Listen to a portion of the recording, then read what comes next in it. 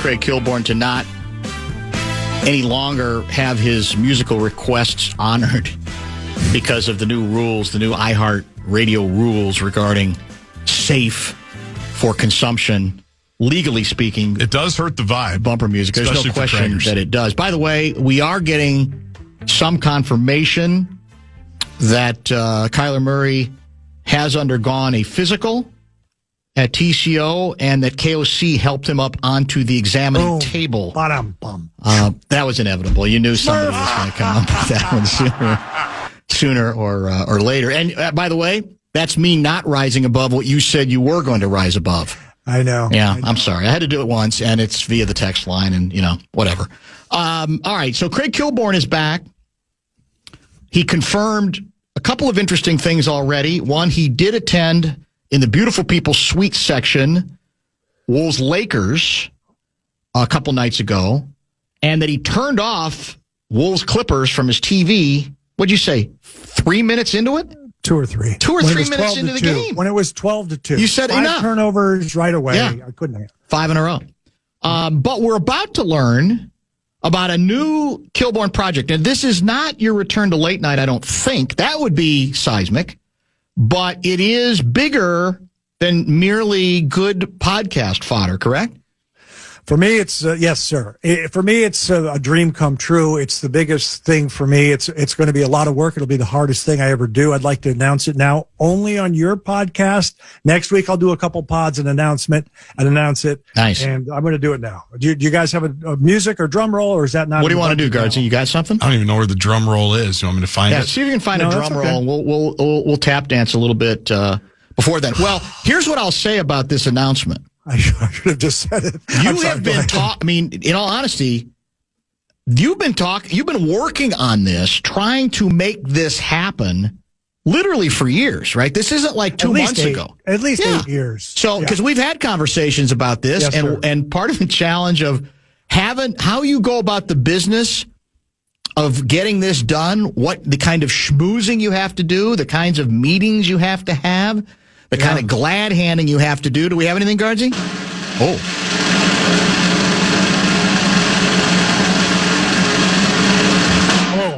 Hello, Minnesota. It's Craig Kilborn, and I'm very excited to say I will be making a movie that I'm writing, directing, and starring in, an independent film called The Life Golden. The Life Golden. Bring gas. That's brilliant. I'll shoot it this year. It'll come out in 2027. Hopefully, Dan, you'll have me back when the premiere is in the Twin Cities at some of the theaters. Better It's be. going to be in the theaters. There are different ways to distribute it. The Life Golden. I'm going to now tell you the log line. Dan, does everyone know what a log line is? Probably not. I'm guessing. Up here, I think it has to do with trees and Paul Bunyan. No, it's just the description of what the movie is about. It's a very short. It's called the log line. Here it is. A reclusive aristocrat has his idyllic life rocked by a kidnapping and in the process falls in love with someone other than himself. That's such a great line. Did you write that, or did somebody write that for you? Yes, that's good. That's The good. Great Gatsby meets Sideways. My character is Griffin Gates, former late night host. Yes. He's known as the Golden Griff, and he lives up in the Hollywood Hills. This is based on a true story and embellished. I used to live in Dennis Hopper's house. I eat cheese. I watch old film. There are 3 Minnesota references in the film. I will not tell you now. There are classic movie references in the film. Here's one literature and classic movie reference. In the movie The Great Gatsby, Jay Gatsby tosses shirts on Daisy Buchanan and says, "I have a man in London who buys my clothes." In this movie, I toss ascots on my British girlfriend, Sarah, and say, "I have a man in Carmel by the Sea who buys my ascots." There are musical references to Bill Evans and Cole Porter and others. Good. Cherry read it. Princess Cherry read it and said, "The only guy that'll get all these references is Dan Barrero." So far, so good. You're right. So anyways. So this is, when will filming begin? We're going to probably end of the summer. End of the summer, maybe in the fall. And by the way, it takes place in L.A. Okay. if I shoot part of it, like interiors in New Mexico or Texas, as I'm looking, we get a rebate. We get a 30% rebate for money spent in those states. Nice. So this is a fluid situation. Movie making, Spielberg said, and I can quote Spielberg now. I'm allowed to, but he said, making a movie is hard. Making a good movie is very hard. And, I'll give you one other story about movie making that this agent, who was Ben Stiller's agent, told me years ago. And it's different now because you know how the movies are now on streamers and all this stuff. But years ago, it was all about opening weekend. And you spend about a year working on a film. There's the script, it goes through rewrites, there's casting, there's editing, then there's promoting. And the agent said to me, you can do all the right things.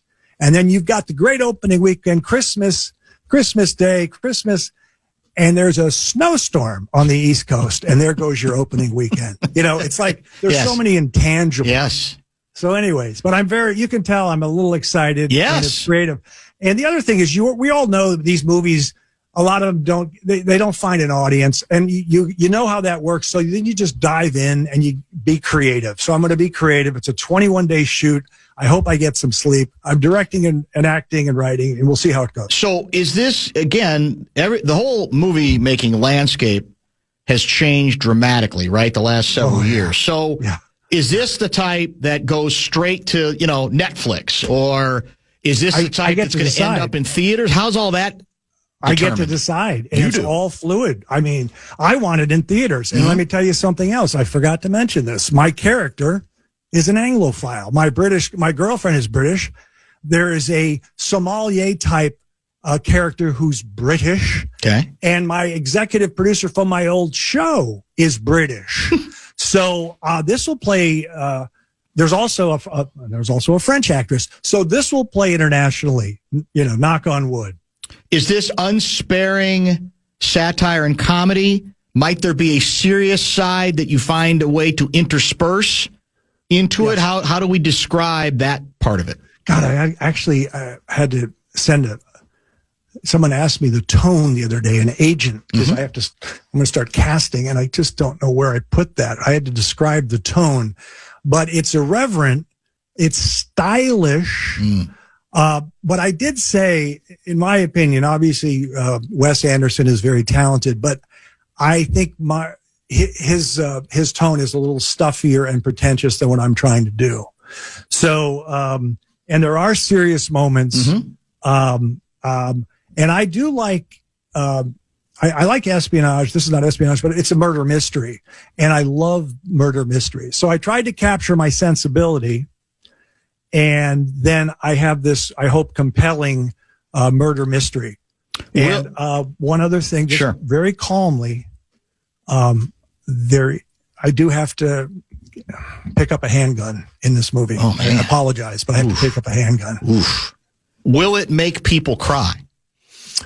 That would be tough. I don't know. There are some poignant moments. Okay. And you got to mix that in, I think. Yeah. I hope the people in Minnesota, if they just see me on the screen, will start emoting. I hope they're proud. I want to make Minnesota proud, and I get to work with a composer. I think I texted you. I'm talking to different composers, and I send them Summer of 42 by Michel Legrand, and I send them some other songs. But I do like theme songs. Remember that theme song, Alfie? Yeah. Are you kidding? Okay, I'm also wondering if the listeners remember that Michael Caine was in it, and I had Burt Bacharach, on the show, and we were talking backstage, and he wrote that song, and I said he wrote many song, and did you make money off that? He goes, no, the company, the producers owned it, I didn't own it. Ooh. So I'm the producer, and I'm going to own that theme song, Dan, and we're going to Meritage in St. Paul and celebrate. Will there be besides you, a massive Hollywood name that will be involved in this, in the cast? There'll be, the British people you might not know, but they've been in The Crown and Downton Abbey. Okay. We're talking to some people there. Yeah. I don't know if massive, of course, I'm not massive, but they'll be equal or more prominent than me. Yes. That sounds good. So, is there literally a moment I assume you have to get to a certain number when it comes to finance. So is that how it works, where you got like a legal pad and say, okay, this month, here I am, here's the rest I've got to get. I'm wondering if it's like there's this epiphany moment, this threshold that you cross, where then you have this celebration to say, we finally got to the number that in order to get this done, we had to get to. How did that all play out? Well, I was going to shoot the entire film in L.A., and then I talked to some people, and they said, Craig, do some interiors. Shoot a lot of it in L.A., but do some interiors elsewhere, and you'll get a rebate, and then the number's lower, and it goes a lot further. There you go. And I'm semi-joking when I say this. If there are any wealthy people in Minnesota that listen to the Barrero Show, you can reach me on Instagram, and you could actually become an associate producer if you want to put some money in, because we take rebate money up front and you get paid back later. You get the rebate money later, but we use it up front. And it's exciting. It's exciting to work on the music. It's exciting to think about the cast, and the hard stuff is, I got to talk to lawyers and work on this deal with the producer and the composer, blah, blah, blah. But it's a dream come true, but I also know it will, you know how it is. It could be a rough going, but we just, try not to turn the ball over. We just try not to turn the ball over. Well, what do you got to lose? I mean, like you said, you guys, that's the beauty of this is, take a shot at it, right? Absolutely. Take a shot at it. And I know you've been, like I said, you've been working on the vision for a long time, but then you got to have money, and obviously you've worked successfully. That's what takes a while. There. Yeah. The good news is I waited until I got the money, because I don't want to bother my friends. Right. I've got a guy from Family Guy, and I said, when I'm ready, I'm going to let you look at it and make some, punch it up or make some suggestions. So it's with a Family Guy writer as we speak. Ooh. Hey, have you ever seen that movie? Do you remember that movie, The Third Man? Yes. It's Orson Welles' film, correct? Yeah, Joseph Cotton, Orson Welles. And they have this zither music. I don't know if you remember that. I don't know if I remember the music. I remember the film, okay. I don't remember the music, yeah. Yeah, because I do. They're called Easter eggs. The people that will get them will love it. Yeah. But there's a reference to the Third Man and the little zither music. Okay. But anyways, nice. Good. You can tell I had fun writing it, and then we'll see. And I want it to be stylish. Have you ever heard of a director? And it's okay if you haven't, because I didn't really know much about him. Jim Jarmusch. The name sounds vaguely familiar, but I couldn't tell you what movies. Okay, so I've only seen he does independent films, and he did this movie called Broken Flowers with Sharon Stone and Bill Murray. Oh God, yes, I remember that film vividly. Okay, so I'm with my friend, and I have never. This is years ago. Strange movie. Yeah, so it might be like 15 years ago, or maybe longer. And we're at the theater watching Jim Jarmusch, and they're transitioning to a new scene, and they're pushing the camera through a wooded area to the house, where I think it's where they're introducing Sharon Stone. But they're pushing through the foliage towards the house, and they're pushing, and what is going on? Well, that's Jim Jarmusch. That's his pacing. And I started laughing, and I said, I want to make an art film. So I'm going to try to have, I don't know if you know Terrence Malick, but I'm going to try to have some beauty shots. And it's going to be fun to come up with creative shots a la Hitchcock, a la some of these independent directors. Will there be any Truffaut? Oui. Well, yeah, it's going to be fun. I'm glad, I'm honored that you chose our program to make the world premiere announcement, or reveal, yes. I guess I should say. And we're extremely late now at this point. So, by the way, the texts are pouring in. Love the Third Man music. Tremendous. Hastings' own KDWA is still alive. Oh, yes. Please let me know if you need a house painter as an extra. Craig, you've already made us proud. Best of luck. That's from 507 Guy.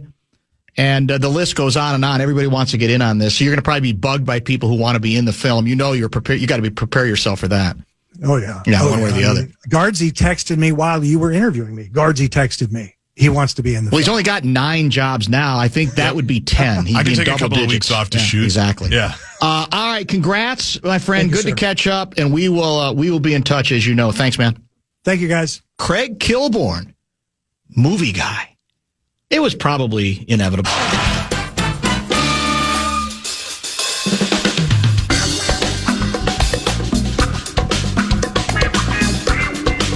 Larry Mondello guy, I didn't get to his text soon enough. He asked a good question that we should have gotten to with Craig Kilborn announcing a new motion picture that he will star in, he has written, and he will direct.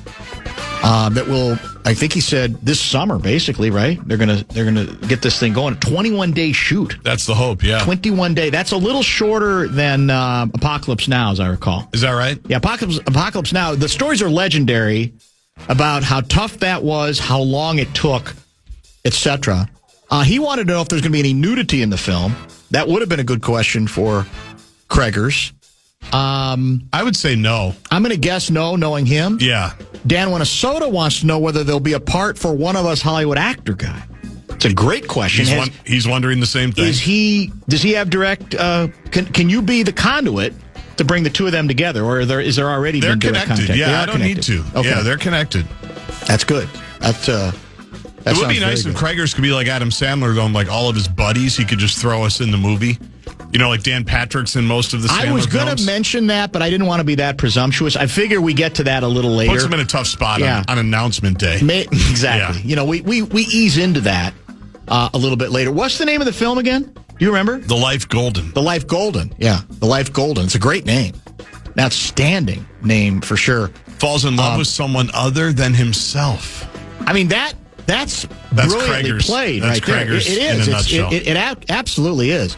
KDWA teases the obituaries before the commercial break. No joke. Coming up next, the obituaries. That's from Clement. That'll keep you through. Maybe we should do that. That's a good. We always talk about improving our teases. Appointment listing. That might be one of them. And in fact, there will be Ode to a Dead Guy later today, of a sort that you brought to my attention. That's maybe already gotten some consideration on KFAN at one point or another today. Can you pass on this link to Craigers, please? I grew up in, this is what's going to get ready for this. I grew up in St. Paul with Matt Kozkanmaki and his sisters. He's in L.A. and has over 20 years scoring TV shows and movies. Plus, he's one of us. We're going to get this every day now. Oh, yeah. Everybody's got an angle. They say, I could make it happen for you. I could be a key cog in the Kilborn machinery. Right? Everybody wants a piece. I've got a composer friend in L.A. How much? I should have asked him, how much do you have to be willing to contribute to become an associate producer? Do we know? I don't know. I think it depends on the film. I think it depends on the movie. I mean, is it like, is it $50? Or do you think it's got to be like, probably a little bit six more. Figures? I don't know if it's that much. Is it 5 figures? I think it depends on a couple things. How long the shoot is, how expensive the cast is, how many places they're going. Yeah. I just wonder what the rules are to say, okay, yeah, you will get associate producer billing. You see that all the time. Like, you'll see a movie where it doesn't seem like George Clooney has anything to do with it. Then you'll say he's an associate producer because he's helped bankroll it. Yep, right. That's exactly the whole bit. right. They all want the money, so that all that makes some sense. What part is Rosen playing? Well, you could have done the laugh there, I think, but maybe I shouldn't. Maybe there shouldn't be a laugh there. Maybe there's going to be some truth to it. Bill Murray said he wanted to retire. Have you ever seen Broken Flowers? I don't think so. It's one of the. I'm not sure I'd call it a great movie.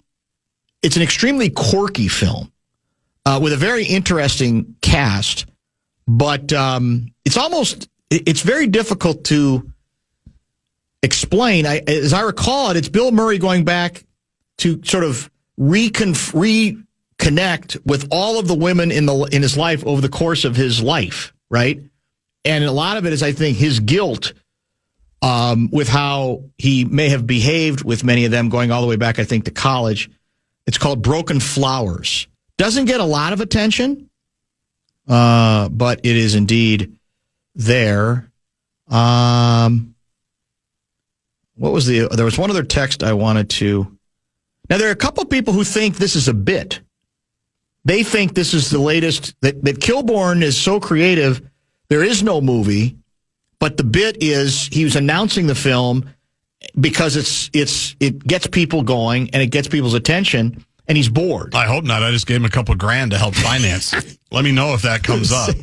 I think he means it, because I can remember having lunch with him for playoff games like 2 years ago, maybe even longer.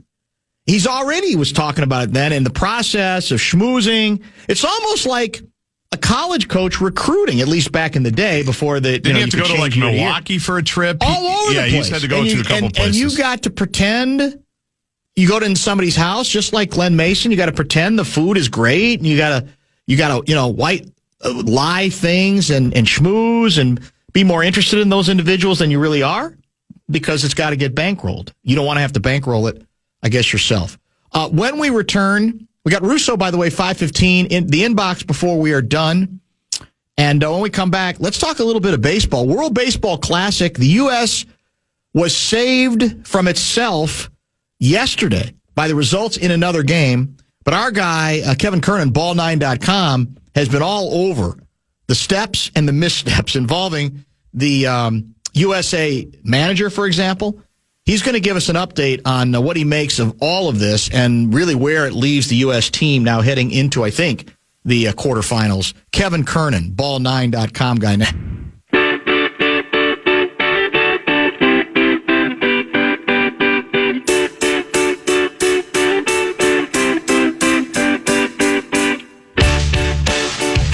Always a pleasure to catch up with our good friend Kevin Kernan via the Connecticut Water Systems hotline.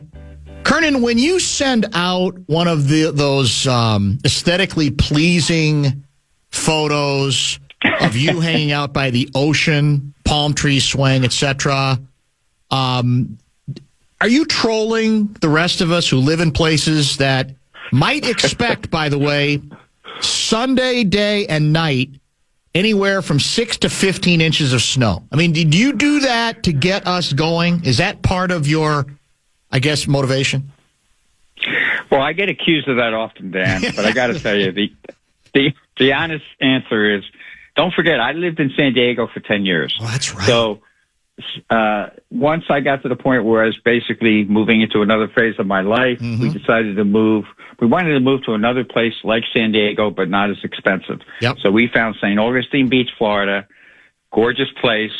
I am not trolling. I am just showing my life. Yeah. And it's not my fault that when I went down to the pier last night, a bunch of beautiful birds flew over me, and I took a nice pic. And these pictures are also, I got to make it clear, I'm not setting these pictures up. I could care less. I shoot these in 10 seconds. I probably should have been a photographer. And I just send it out there. I'm trying to give everybody hope for you're going to get through this one day, because don't forget, I lived through many, many New Jersey winters, but I was always smart enough to set up something where I went to Florida in January and stayed there until opening day. Yeah, you figured it out, man. There's no question about that, because you could argue you did your time, you paid your dues, and then you figured out you got to like other lives where you were still doing the work that you wanted to do, like in San Diego, but in a completely different deal. I want to ask you a San Diego question, though. I remember having a conversation years ago with Bud Shaw, a longtime sports writer. I'm sure you know Bud or remember Bud. Yeah. And Bud's a great guy. Yeah, terrific guy. And Bud spent time in San Diego and ultimately ended up, I think, deciding to move back. I think in his case to Cleveland. Part of it might have been the job. But part of it, what he said was, he almost said, like, it's too nice, it's too regularly nice that I didn't even feel like anything was really happening here. Did you ever feel that same thing, or what do you think he was talking about? I know exactly what he's talking about. I always said living in San Diego was like living in air conditioning, you know? There was this, and I didn't have air conditioning in my house, but I was 19 miles from the coast, and I had the beautiful breeze of the coast. So everything is so easy. Now, it's different now. I will say that now. It's different now. A lot of things have happened. But when I lived there for those 10 years, It was like cheating. And, they paid you in sunshine, to be honest with you. So, I went back to New York. I always say I'm the only idiot who moved from San Diego back to New Jersey. Sold my house for $240 after I put like $250 in the house because I built a 20 by 40 pool. Right. I planted 40 palm trees, and you can relate to this. I made my house look like the LAX Marriott pool area, basically. So it was perfect. Yes. And then I sell it. The next guy gets like double, and now I looked at it recently. It was 1.7 million. I was going to say probably 2 million by now, right? Yeah. Yeah, that's right up there. But again, the whole point is, I'm in a place now, I'm 1,000 steps from the beach, so I'm just off it enough where I don't have to deal with the beach stuff. And it's the same lifestyle, a little bay, a lot of great restaurants. Yeah. Walk over to the beachside diner. You probably saw that picture the other day, my beautiful omelet. Yep. Went to Culver's today. I'm a Midwest guy. Culver's, man. I love Culver's. Yeah. I love Culver's. One other question before we get to the World Baseball Classic, which was the whole impetus to get you on, and we appreciate your quick turnaround here on short notice, as always. We've talked about around the edges about the New York tabloids. I'm curious to know, because you were there in the belly of the beast for some great years in the middle of it. So do the New York tabloids, do they run the same way? Everything's being obviously, the fewer and fewer people working in newspapers, et cetera. But what do you know about sort of the tabloid sensibility today compared to what you might remember what it meant in its heyday? Not even close. Not even close. For a lot of reasons, Daily News is basically dead. Yeah. My old paper, I think, and in general, I'm saying this in general about media, and I think we saw it this week in a lot of ways. Everybody's gotten too close to whoever they're covering. They're afraid to upset people. Right. And the other thing is that they're not going there anymore. I mean, if I came up with any idea, my editors at the Post, go. And that's how I wound up with wonderful stories. Even little things like, hey, 1998, hey, there's a little team in New Jersey, Tom's River, great little league team. Why don't I go cover them? I wind up having a lifelong relationship with Todd Frazier because of that, and I'm way ahead of them. So does that mean cover anything? Yeah. You don't get that anymore. And then, of course, there's also the nasty thing of paywalls. And I just think, though, in general, media is too close to whoever they cover. That's what I love what I'm doing now, because I don't really have an editor, and I say and I write whatever I want, and too bad if you don't like it, move on. It's very liberating, right? It's got to be. Very liberating. Very liberating. That's the beauty of it. You don't have the layers that you have to mess with at all, which is also good. All right.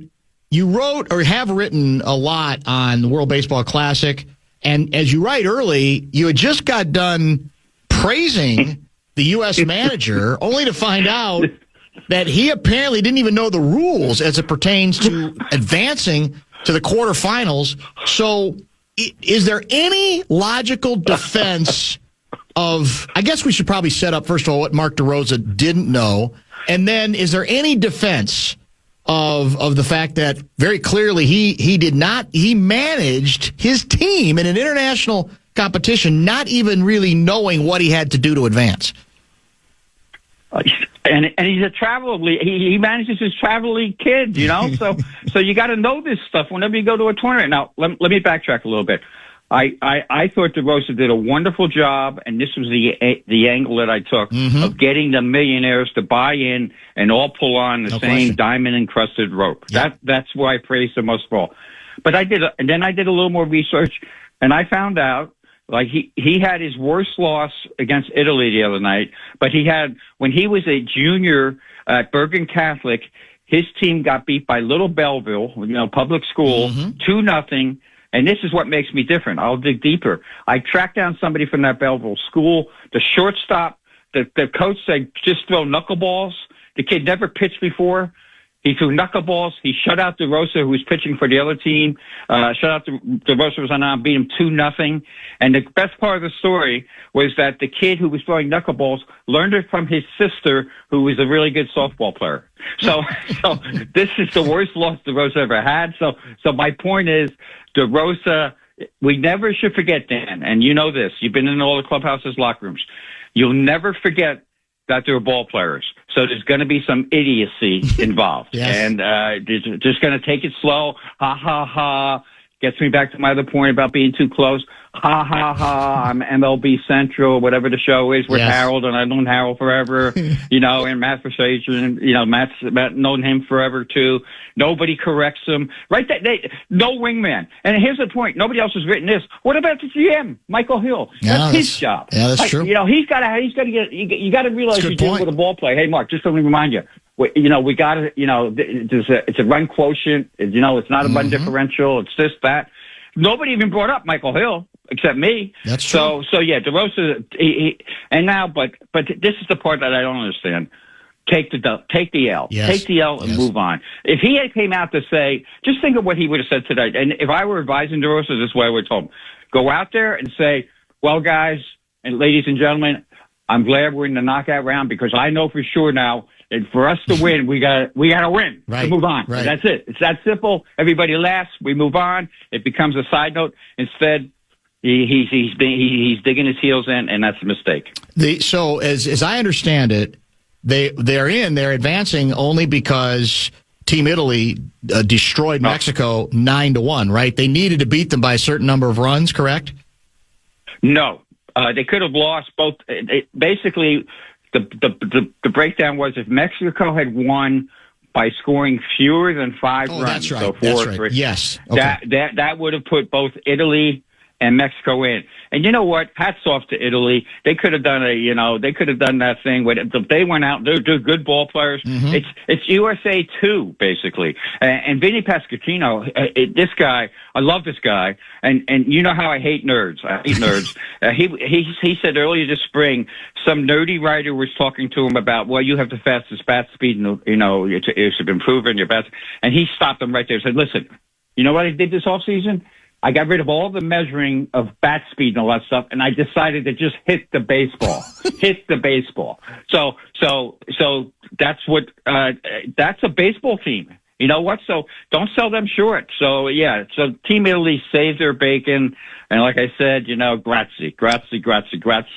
And if I'm Team USA, the one point I want to make is that by DeRosa being kind of dumb here, he's taken all the heat down off the players. Yeah. Nobody's asking the players anything. Yeah. So this bond, this is as weird as it sounds, but this is why I've done what I've done for so long. This bonds the players. It almost puts them in an underdog position, like everybody hates us now, which you want if you're a coach and a manager. Right. And it's going to be, let's just go out and kick butt right now, and they're capable of doing that. Vinny hit 3 home runs. That's what you were talking about earlier, which is just to destroy them. That's exactly it. Gargi and I were talking about the numbers from one of the USA victories, and I think at its height, what do we say, Gargi? Almost 6 million? Something like that. Yeah. Which, by the way, back in the day, was paltry. But now, for as fragmented as everything is, was a very good number. I think that was the best number in World Baseball Classic history. So, because I admit, I felt divorced from all of it. I was not really getting into it much. And oddly enough, part of the reason I am into it a little bit more is this whole DeRosa flap, which, for the same reason, I think has become an entry point for a lot of people who are going, well, what's going on right now? World Baseball Classic, how does this all work? Though that number isn't bad anymore for an event that, I'm not sure the whole world has been paying, or certainly the country has been paying attention to in recent years. No, it's a great number, and it's going to get bigger because they have what they wanted now. Mm-hmm. They got controversy. Yes, you got basically a villain. You have Japan sitting in the weeds, which they always do. Don't overlook them. You got the party boys of Dominican. Ranger Suarez going against Yamamoto. That's a pretty good thing. Yeah. So and you're getting the world now to watch. So it's really, as dumb as everything has been, all the marketing has worked out perfectly for them, and it's created. And what do we have now? We're down to a 4 nations tournament, basically, right? And we have USA playing Canada. So what more? This is going to, if they destroy Canada, it's going to just take all the heat off. Jack Hughes will be there. They'll have Jack Hughes again there. Right. You guys being so hockey oriented, you know what that's all about. So it couldn't work better for Manfred. He really stepped in a horseshoe. He pulled a horseshoe out of his butt. Are we now prohibitive favorites? Kind of, yeah, I would say so. I would say we're prohibitive favorites, but I always say, and since I started this with Little League, I go back to 1998 when Frazier's team had to beat Japan. Never, when it comes to baseball, never sell Japan short. Yeah. I don't know if you knew it today, but a guy named Otani threw a simulated game. So he wasn't supposed to pitch in a tournament. He still may not pitch. But if he's out there throwing, if it gets down to a situation like the last time, he's got to get the last out or whatever, he'll be there. So it's just what we want. One other point I want to make real quick, because it's an old friend. Ned Coletti is the GM. Yes. Yeah, Ned Coletti, old friend, is GM of the Team Italy, and he did it right. He made Pasquantino his captain. But again, I have a lot of sources. So a guy texted me about a month ago, said, "Hey, by the way, you can't say it until it starts, but I'm actually scouting for Team Italy." So they went and got a great scout. I did it for 20 years. So he was out. So Italy actually scouted all their opponents, which I'm sure nobody else did. So, good for Ned Coletti. Coletti, didn't he start in media relations? And then obviously PR for the right? Cubbies. Yeah, that's what I remember back in the day. Yeah, a long time ago. Turned out pretty good for him, didn't it? It turned out good. Went to the Dodgers. Yes. All those good things that happened, and he's a baseball. He loves baseball. These guys. You know how we talk about San Diego. You know how set up Coletti, Pasquantino, Francisco Cervelli, who once told me when he was at the Yankees, I said, "Hey, what do you want to do when your career's over?" "I want to be a top Italian chef. That's what I want to do. I want to be a chef." And these guys, he's gonna have a statue built. These guys are set up in Italy forever. And, it's one of the great things about the WBC. Love it. Yeah. And I am the original WBC. I jumped. Remember I told you about they'd let me do it? They let me cover the first 3 WBCs. I went everywhere. It was phenomenal. Wherever game I wanted to go That's pretty see. good. Yeah, that's outstanding. And now nobody's covering. You got your big boys, your big dogs. You get paid by other outfits. But your average, getting his hands dirty reporter is not out there for the most part. Yeah, unfortunate but true.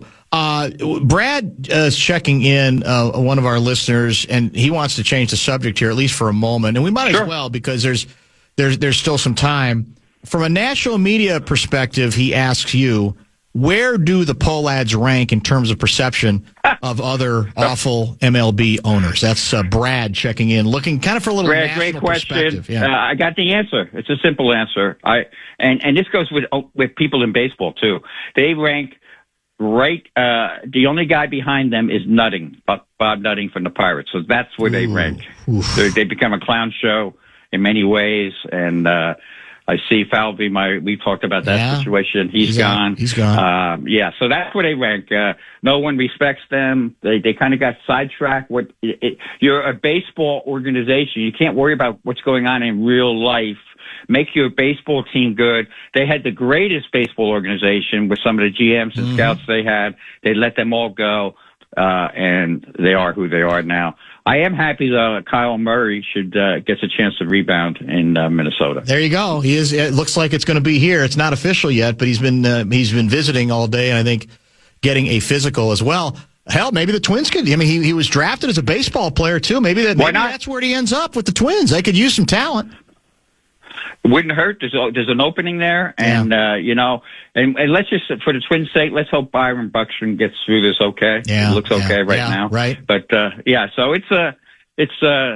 Minnesota needs some things to look up to. Well, you'll get a kick out of this, and I don't know if this filtered to you. No reason it really needed to, but a few weeks ago, Tom Pohlad, this is the newest Pohlad, who's now the front person. Okay, right. We've had a bunch of them. This is Tom, and he was, with a straight face, actually musing out loud to the media jackals that he really wishes there wouldn't be so much concentration and emphasis on payroll. And I'm wondering, I'm thinking of you in the scrum listening to Tom Pohlad after this. The Twins keep cutting the payroll another $30 million from the previous offseason. What you would say to him, what your reaction would be to him, kind of wondering, I don't understand why does there always have to be this fixation on payroll? You can't make it. It was like a satire. I'm telling you, they are successful in their lives or whatever, or they're Nepo kids. But when it comes down to it, there's no common sense. And my question would have been immediately like, well, then don't you think it's time to sell the Twins? Yes. And why don't we get Alex Rodriguez in some kind of purchasing power move to buy the Twins? That's what I would love to see. That would save the Twins. They're going nowhere with Pohlads. It's sad across the board, and but I don't put up with those kind of owners. I can't tell you how many owners I got into fights with through the years. Really? Yeah. But some how did you enjoy? George? I had George Steinbrenner. Even Wilpon, for all his mistakes, there were some good things about him. Because one thing about Wilpon, he actually liked the game. We're getting owners now, and that's why you're going to see the stoppage in 27, the lockout, whatever they want to call it. They don't, it's hedge fund baseball with guys who don't care about the game. And what do we have? We have the Dodgers so far ahead, physically, mentally, monetarily.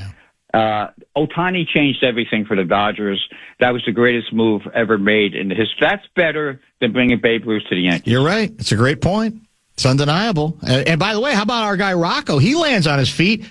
He gets, how is there a better job in baseball than being a consultant of any sort for the LA Dodgers? Are you kidding me? It's as good as it gets, right? Well, that's why the Dodgers win, too. I'm so glad you brought that up.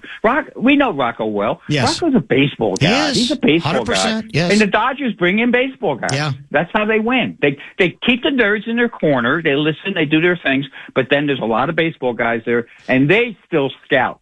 And that's why they beat other teams where other teams cheapen out, and they don't get there. Yeah, you're 100% right. I appreciate, again, the visit on short notice, ball9.com. Great stuff by you, as always. Great stuff all over that site. And as we get closer, I don't know how much baseball we're going to talk about during the season of Twins related, to be honest, because it just doesn't feel like there's any there. But there could be some other baseball issues to discuss as well. So I'm sure we will be in touch. Oh, yeah, we'll be in touch. And you know what? The great news is the snow's about to end soon. I'm going to see a lot of those. I call them two-platers, Dan.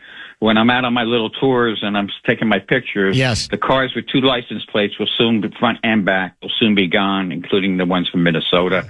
They'll all be back up there. And you'll have summertime, and before you know it, the Vikings will be open training camp, whole new mindset, and it'll be a lot more fun. And the Twins, nobody will pay any attention to the Twins and Pohlad. Could we get a nerd corner at ball9.com? I liked what you just said there. That's not a bad column name. Yeah, nerd corner. And then you just talk to a couple of nerds every couple of weeks and let them say a few things. You could do point, counterpoint. Nerd corner. I think you just stumbled upon nerd corner. That's not a bad talking about the Dodgers. That's just me. I'm not telling you how to run ball9.com. Yeah, no, that's great.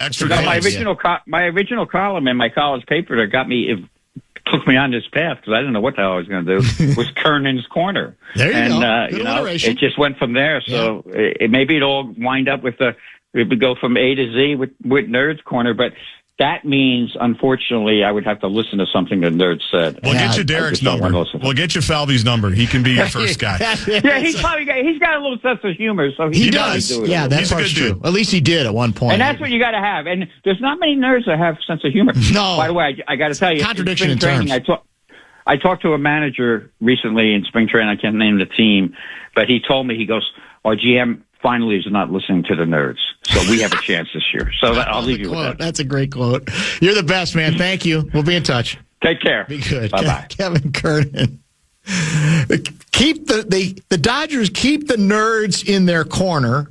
That's as good as it gets. I want to see that office. And then how about hedge fund baseball? Those are two outstanding, shall we call them, Kernan-isms, and he never ceases to amaze. Top of the hour break will include on the other side, a top 5 at 5. What do we have? Do we have a Kyler Murray official sighting at TCO yet? Not really, but I can tell you, I can make something up about it. I can also say, I can tell you where to go for the Guardsy West Coast Wolves Wellness Plan, because we are feeling great this week.